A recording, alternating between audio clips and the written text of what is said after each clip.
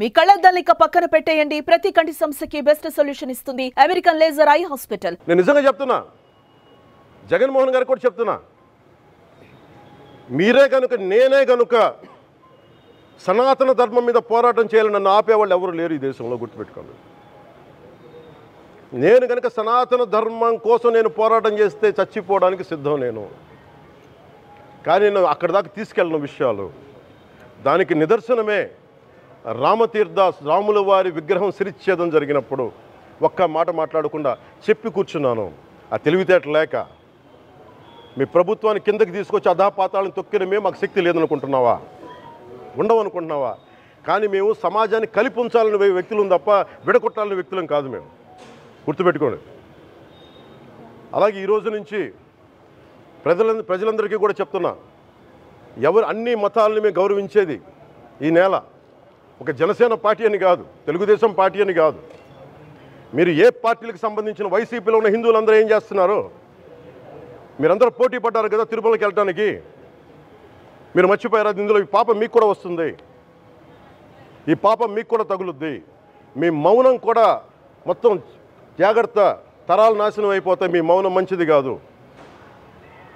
ఇది ఒక వెంకటేశ్వరుడికి జరిగింది కాదు, భగవంతుడికి, నిరాకారుడు, ఆయనకి ఇవేం పట్టవు. మనం నమ్ముకొని ఆయనకి వెళ్తున్నాం, అది మనకి బాధ్యత. ఇది ఇంకా ప్రతి ఒక్కరు దీన్ని గుర్తుపెట్టుకోండి. చేతులెత్తి వేడుకుంటున్నాను, చేతులెత్తి వేడుకుంటున్నాను. సగటు హిందూ మీరు సినిమా టికెట్లకు వెళ్ళిపోతారు, అభిమానులు అందరూ. మీరెవరు హిందువులు లేరా? సినిమా టికెట్ల కోసం చించుకుంటారు. సినిమాని మీరు కూర్చోడానికి మీరు మొత్తం మాట్లాడతారు.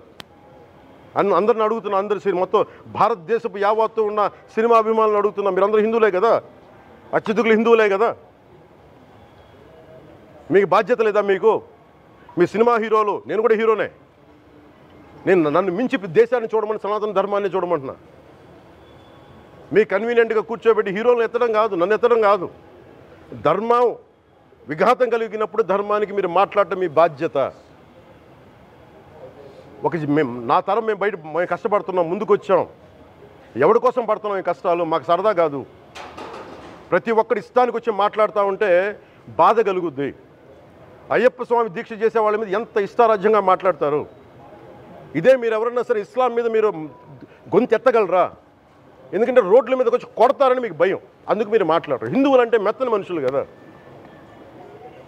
తోటి హిందువు కదా, మీరు ఏదైనా మాట్లాడచ్చు. మీకు నమ్మకాలు లేకపోతే మీరు ఇంట్లో కూర్చోండమ్మా. మీకు నమ్మకాలు లేకపోతే ఇంట్లో నుంచి బయటికి రాకండి, మమ్మల్ని ఏం అనకండి. మేము ఎలా పూజా విధానం ఎలా చేస్తాం, అలాగే ముఖ్యంగా ఫిల్మ్ ఇండస్ట్రీ కూడా నేను తెలియజేస్తా ఉన్నా. దీని మీద మీరు మాట్లాడితే మద్దతుగా మాట్లాడండి, లేదంటే మౌనంగా కూర్చోండి. అంతేగాని మీ మాధ్యమాల ద్వారా అపహాస్యం చేస్తే మటుకు ప్రజలు మిమ్మల్ని ఎవరు క్షమించరు. ఎందుకంటే చాలా డీప్ పెయిన్ ఇది. మీరు లడ్డూ మీద జోక్లు వేస్తున్నారు. నేను ఒక సినిమా ఫంక్షన్లో కూడా చూశాను. Laddu is a sensitive issue అని. Don't you ever say that. Don't you ever dare to say that, please. I respect you as actors, but when it comes to Sanatana Dharma, please, you have to think 100 times before you saying a word. Suman టీవీలో మీ personal and business promotions కోసం కింది నెంబర్కి contact చేయండి.